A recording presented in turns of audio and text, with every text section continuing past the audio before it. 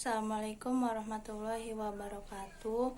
Saya Nabilah Rona Wafia Rusri dengan NIM 22810701110 di jurusan Pendidikan Guru Madrasah Ibtidaiyah kelas D semester 3 ingin melisankan jawaban UTS mata kuliah pembelajaran tematik.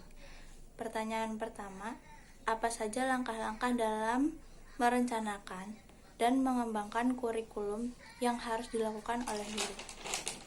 Langkah-langkah dalam merencanakan kurikulum dan mengembangkan kurikulum adalah sebagai berikut. Yang pertama, perumusan tujuan. Dalam perumusan tujuan harus berdasarkan analisis, kebutuhan, tuntutan, dan harapan siswa, masyarakat, dan pengetahuan yang akan disampaikan oleh siswa, yang akan diperoleh oleh siswa. Yang kedua, menentukan isi kurikulum. Hal ini meliputi pengalaman belajar yang akan diperoleh oleh siswa selama mengikuti pembelajaran. Yang ketiga, memilih kegiatan. Guru memilih kegiatan yang sesuai dengan pembelajaran atau tema yang akan diajarkan pada muridnya. Sebagai contoh, tema pelestarian tumbuhan, maka kegiatan yang sesuai pada tema ini adalah kegiatan menanam tumbuhan bersama. Yang keempat, merumuskan evaluasi. Dalam merumuskan evaluasi, yang menjadi acuan adalah tujuan. Apakah isi kegiatan mengacu pada tujuan atau tidak, dan adanya evaluasi guru dapat mengetahui mana yang harus diperbaiki ke depannya. Soal yang kedua yaitu sebutkan 4 landasan sebutkan dan jelaskan 4 landasan pembelajaran tematik beserta implikasinya dengan bahasa sendiri. Yang pertama ada landasan filosofis. Landasan ini dipengaruhi oleh 3 aliran filsafat, yakni progresivisme, konstruktivisme, dan humanisme. Progresivisme adalah aliran filsafat yang dilihat dari segi proses belajar siswa. Yang kedua, konstruktivisme. Konstruktivisme adalah aliran filsafat yang meyakini bahwa pembelajaran dilihat dari hasil belajar siswa. Yang ketiga, humanisme, yaitu aliran filsafat yang melihat siswa berdasarkan minat, bakat, serta motivasi belajar yang dimiliki oleh siswa tersebut. Yang landasan yang kedua yaitu landasan psikologis. Dalam landasan ini mempertimbangkan terkait psikologi perkembangan dan psikologi belajar. Psikologi perkembangan membantu guru mengetahui bagaimana cara siswa memahami materi yang disampaikan sesuai dengan perkembangannya. Lalu psikologi belajar adalah cara kita sebagai guru untuk menjelaskan materi agar dapat dipahami oleh siswa.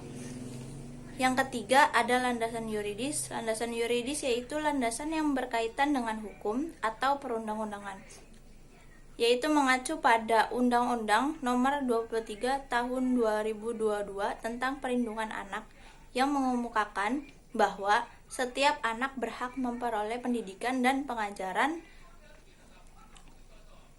Lalu Undang-Undang Nomor 20 Tahun 2003 tentang Sistem Pendidikan Nasional bahwasanya peserta didik berhak mendapatkan pendidikan sesuai minat, bakat, dan kemampuannya.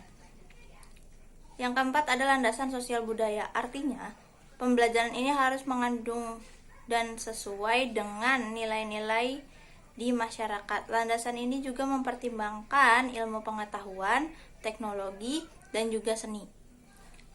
Soal yang keempat, jelaskan karakteristik pembelajaran tematik beserta contohnya dengan bahasa sendiri. Yang pertama, berpusat pada siswa. Artinya siswa membangun cara belajar mereka dengan memecahkan masalah atau berdiskusi. Jadi siswa tidak selalu mengandalkan pembelajaran atau penjelasan dari gurunya. Yang kedua, memberikan pengalaman langsung. Dalam pembelajaran tematik akan ada tugas praktek. Tugas ini yang membuat siswa belajar secara langsung dengan melakukan sendiri tanpa bantuan orang lain.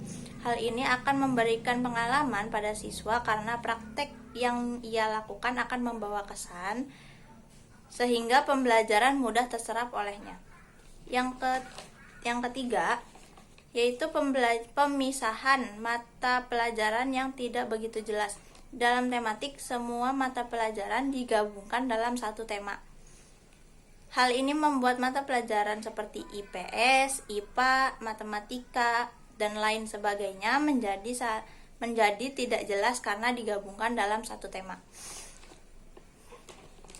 Yang keempat, bersifat fleksibel. Siswa dapat belajar di mana saja dan kapan saja. Guru juga bisa mengambil contoh pada kehidupan sehari-hari siswa yang mengacu pada pembelajaran.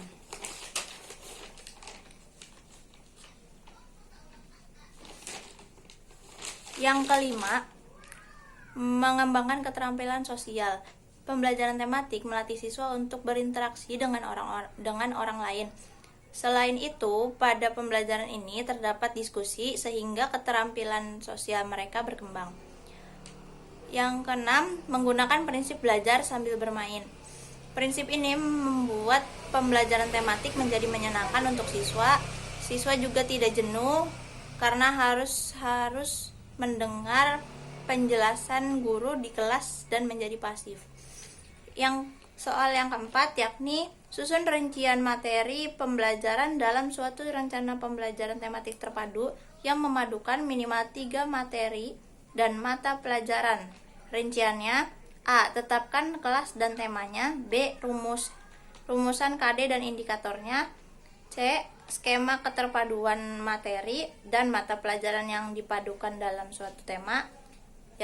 Yang D. Uraian materi pembelajaran yang terpadu dalam tema itu.